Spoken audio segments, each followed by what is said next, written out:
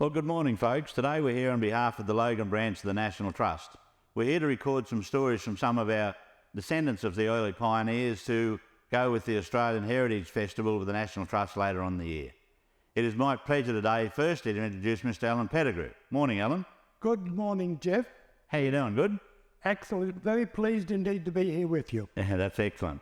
Allan, you're a descendant of some early pioneers, and I'll take it back to probably, well, I imagine it's probably your great-grandmother, great-grandfather who came out from England originally, I understand. Indeed. Yeah.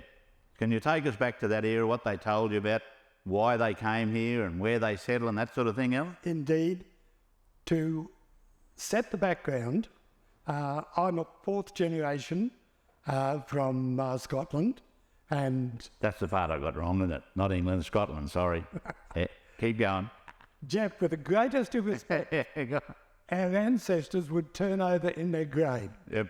Because our ancestry, Pettigrew, is a sept of Douglas, the Black Douglas of the borders. Yep. And they were a very clannish clan. One of their characteristics was tenacity. And when they weren't stealing sheep from the English Sassenachs to the south, they were stealing sheep from the Highlanders to the north. Yep. But they were stealing sheep anyway. As you can understand, they were a fairly tough breed and a tough clan. I'm a fourth generation in Australia, so that William Pettigrew was born in 1825. And he came out from Scotland? He came out from Scotland when he was 24. At that particular stage, we have to keep in mind that was the end of the Napoleonic Wars. The whole of Europe was in fairly economic turmoil. The young people, there weren't a lot of opportunities, and William was the second son of a third marriage of a modest gentleman farmer in Lanarkshire. Okay. Yep. And he felt that there weren't possibilities. He'd had the opportunity of a university education in surveying. And Dr. Dunmore Land, at that particular stage, was active in Scotland, encouraging people to come to Australia, basically to the Moreton Bay colony, keeping in mind that convict acceptance in Australia had terminated in 1842, only 7 years before William Pettigrew arrived in the Fortitude. So he came out here as a single man, as a qualified surveyor. Do I understand that right? Indeed. Yeah.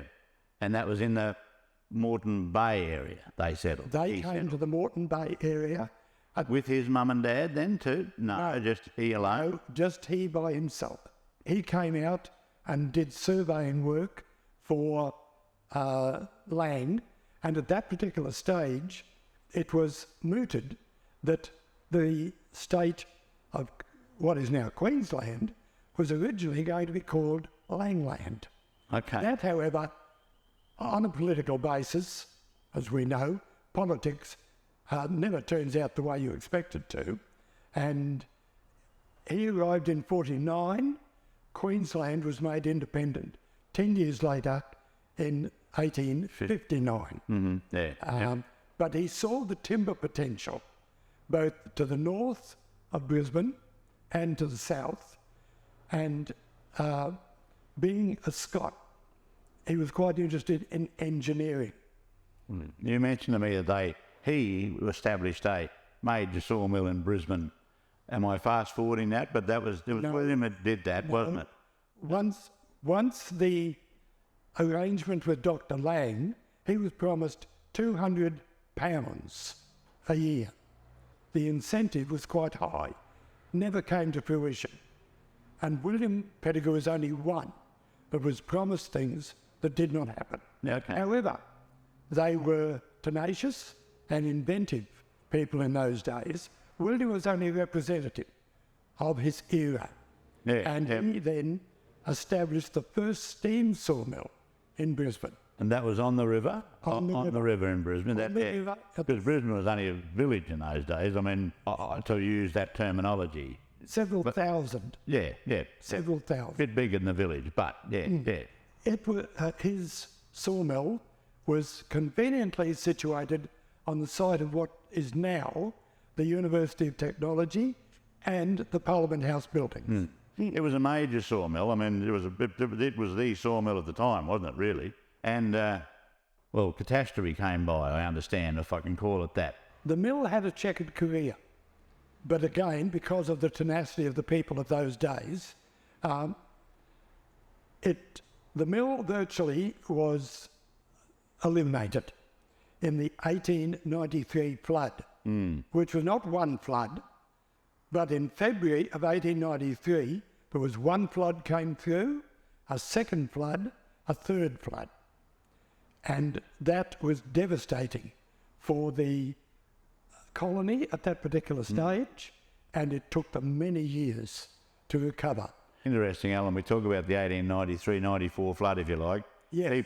Most people don't remember that, but it's talked about, but it's still the biggest flood ever recorded. That was the And we highest talk flood. about the 1974 flood, but 1893 was a lot higher than that. It was. And quite devastating, because you had to keep in mind that there was an embryonic commercial activity developing, but mainly they were dependent on their agricultural farmlands. And those were virtually wiped out. And it is interesting to note that William Pettigrew was a contemporary of John Petrie, who had developed a very close liaison with the local Aborigines. And after the 1893 flood, the colony of Moreton Bay became quite dependent on supplies and foodstuffs supplied by the local Aborigines.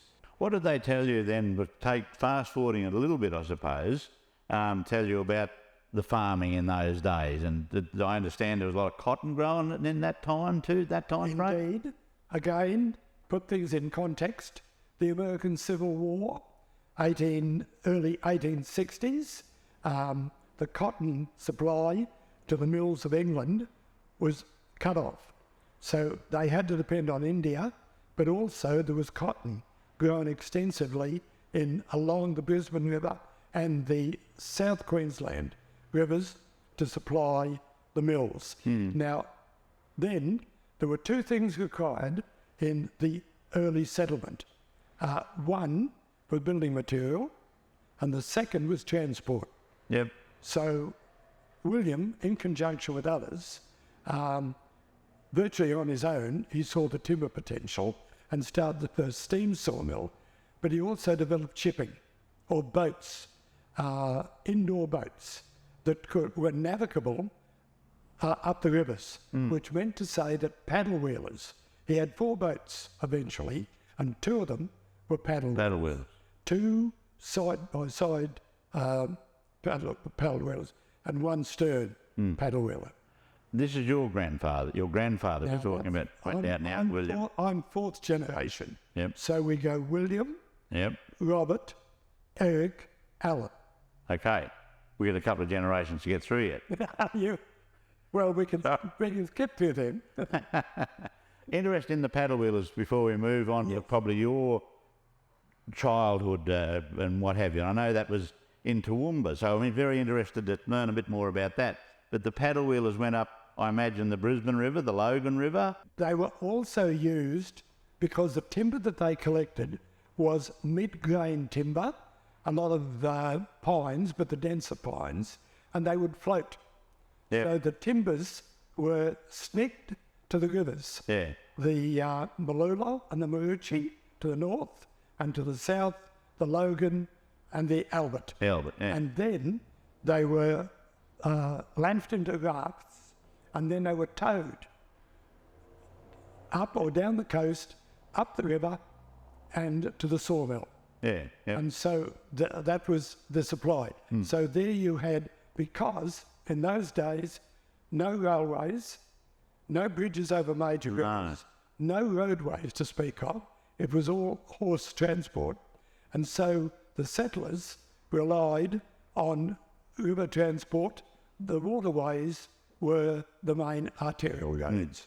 The rivers were the transport in those days. Indeed. Yeah. And the settlers must have been very happy indeed to see William's boats and others arriving with supplies for them.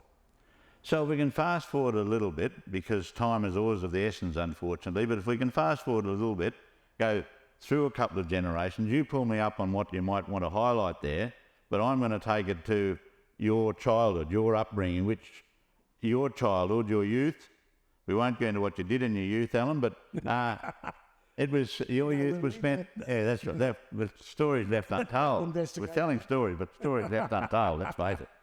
But that was in Toowoomba, and I'm really interested in that. I mean, in those early days of yours, and the early days, what would have been of Toowoomba in that time. I had moved to Toowoomba. I was born in Bundaberg, moved to Toowoomba when I was 4, and my father had followed the engineering of the Scottish ancestry, and he was what they gave it the illustrious title of mechanical superintendent of the Toowoomba Chronicle, which meant to say that during the war, the Second World War, from 38 to 45, he was responsible for virtually producing the paper. Yeah, okay. He had 6 linotypes, which were very complex machines, and the big hoe press that printed it.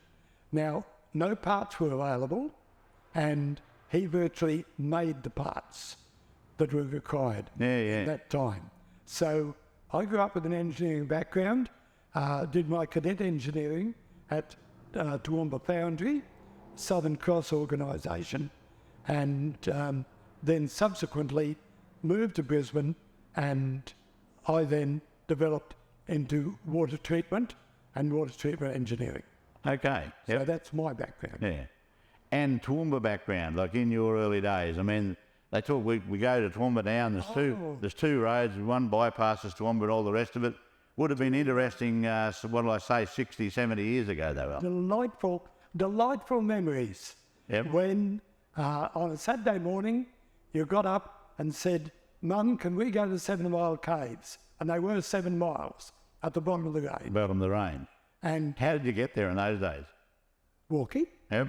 And you'd say to Mum, "Can we go?" So you got a 2-pound fruit tin, and you got a nail and put some holes in the top, and a piece of fencing wire, and then you got a couple of eggs from your mother, and you wrapped them up in paper, and a sausage, and you put it in a billy can, and you went over the edge of the range, and you walked 7 miles down to Heifer Creek Caves. Yep. And then you drank from the creeks, and you cooked your sausages and your eggs, and then you walked all the way up the range again. I was going to say, that was to get your stamina to get back up the range. That's right.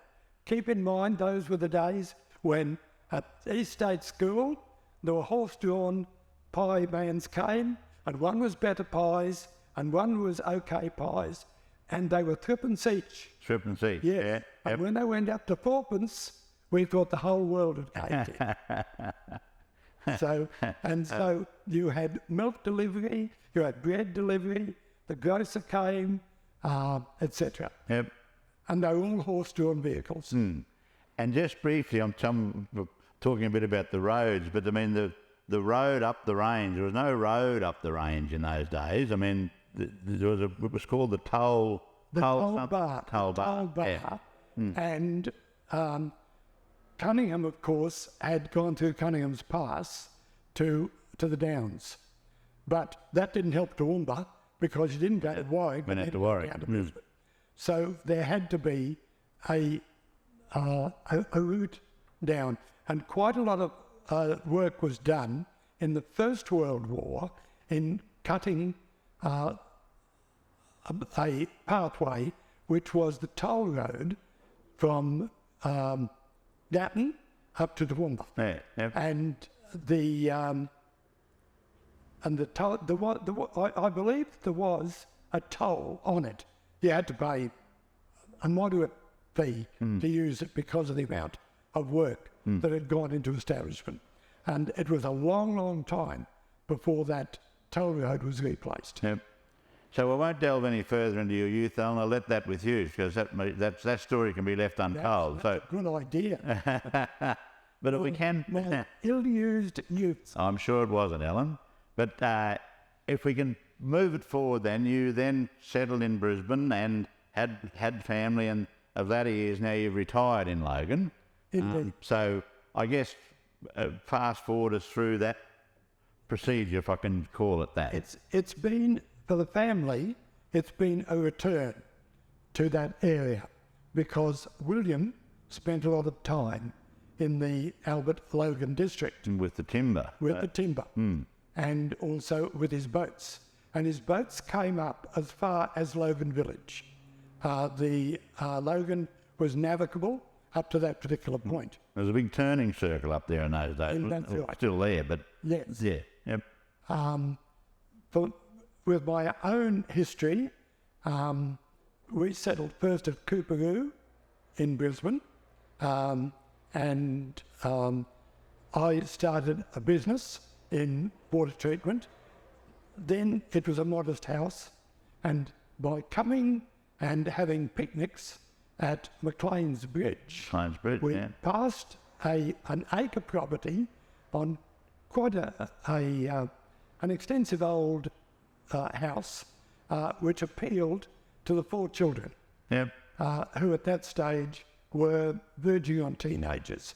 So we moved then out to Park Ridge. So that was the movement.